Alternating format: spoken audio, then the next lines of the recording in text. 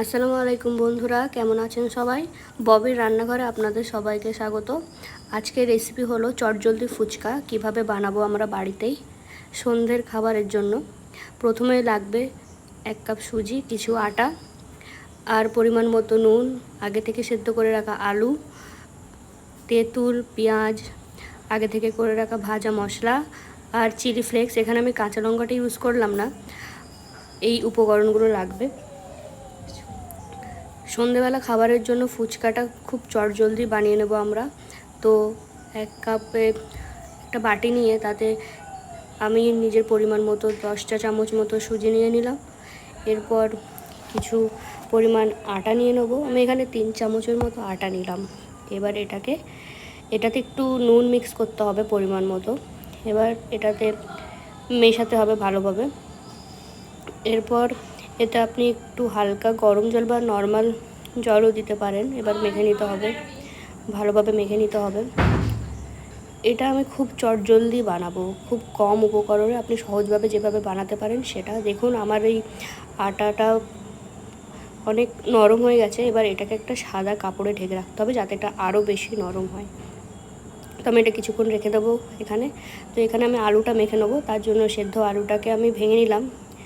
এবার এতে উপকরণগুলো মিক্স করব, যেমন নুন, এরপর আমি নিয়ে নিলাম চিলি ফ্লেক্স, তারপর নিয়ে নেব ভাজা মশলা। আমি এখানে কাঁচা ছোলাটা স্কিপ করে দিলাম, চাইলে আপনি দিতে পারেন। এরপর পেঁয়াজ।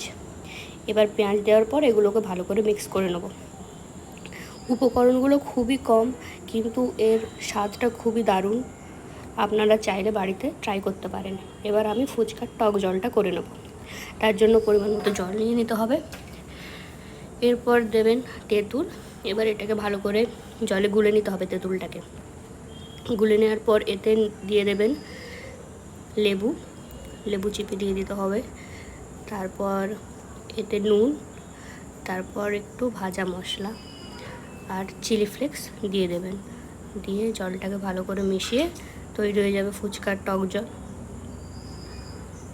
এবার দেখুন আলু, টক জল এবং ফুচকার ডোটা তৈরি।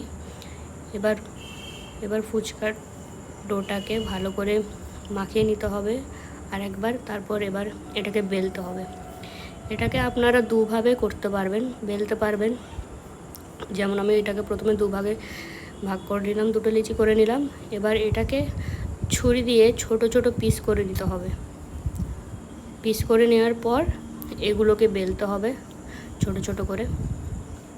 এখানে আমি বেলে নিচ্ছি ছোট ছোট পিসগুলোকে। এবার এর শেপ দেওয়ার জন্য আপনি এটাকে গোল করে কাটার জন্য একটা গ্লাস ব্যবহার করতে পারেন বা ছুরি দিয়েও কাটতে পারেন। আর মোটা হয়ে গেলে একটু বেলে পাতলা করে নিতে পারেন। এখানে হয়ে গেল। এবার দ্বিতীয়ভাবে যেটা করা যায়, এটা বড় রুটির মতো প্রথমে বেলে নিয়ে তারপরে আপনি গ্লাস দিয়ে বা অন্য কিছু দিয়ে এগুলোকে গোল গোল করে কেটে নেবেন। এখানে আমি সেটা করলাম। এখানে আমি গ্লাসটাই ব্যবহার করলাম।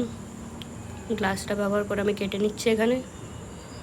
এখানে কাটা হয়ে যাওয়ার পর এবার আমি একটা ফ্রাইং প্যানে সাদা তেল দিয়ে দিলাম। এবার তেলটা গরম হওয়ার পর আমি এক এক করে ফুচকাগুলো দিয়ে দেবো।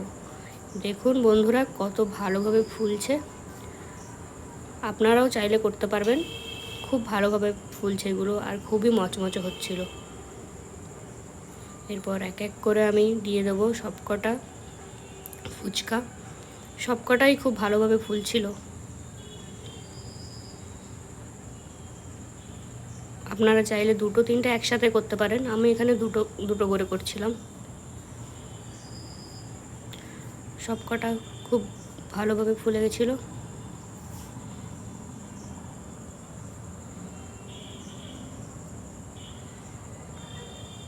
খুব চটজলদি হয়ে যায়, খুব বেশি সময় সাপেক্ষ নয়, এটা খুব তাড়াতাড়ি হয়ে যায় এই রেসিপিটা।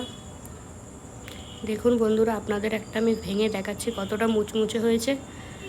দেখুন অনেকটা মুচমুচে হয়েছে আর খেতে তো অনেক অনেক সুস্বাদু হয়েছিল, অনেক দারুণ হয়েছিল। দেখুন, আপনাদের এই ভিডিওটা ভালো লাগলে লাইক, শেয়ার অ্যান্ড সাবস্ক্রাইব করে দেবেন।